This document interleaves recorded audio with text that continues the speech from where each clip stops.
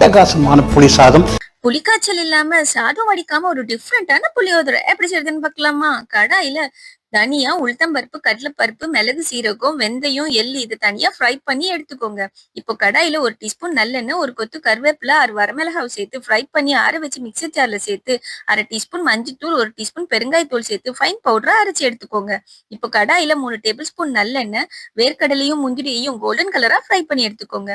இப்போ 1 டீஸ்பூன் கடுகு, உளுத்தம்பருப்பு, கடலைப்பருப்பு, 1 கொத்து கருவேப்பிலை, 3 வரமிளகாய், 1/2 டீஸ்பூன் பெருங்காயத்தூள், பெரிய நெல்லிக்காய் சைஸ் கரைச்ச புளியை சேர்த்து 5 நிமிஷம் கொதிக்க விட்டு 2 கப் தண்ணி, தேவையான உப்பு சேர்த்து நல்லா கொதி வந்ததும் 1 கப் ஊற வச்ச அரிசியை சேர்த்து கலந்து மூடி போட்டு 10 நிமிஷம் லோ ஃப்ளேம்ல வச்சு எடுத்தா ரைஸ் நல்லா குக் ஆகிரும். இந்த ஸ்டேஜ்ல ஸ்டவ் ஆஃப் பண்ணி 15 நிமிஷம் ஆற வச்சு வறுத்து வச்ச பொடி 2 டேபிள் ஸ்பூன் நல்லெண்ணெய் சேர்த்து நல்லா மிக்ஸ் பண்ணி ஃப்ரை பண்ண கடலையும் முந்திரியும் சேர்த்து கலந்து எடுத்தா ஒரு டிஃப்ரெண்டான புளியோதரை ரெடி. ட்ரை பண்ணி பாருங்க, சூப்பரா இருக்கும்.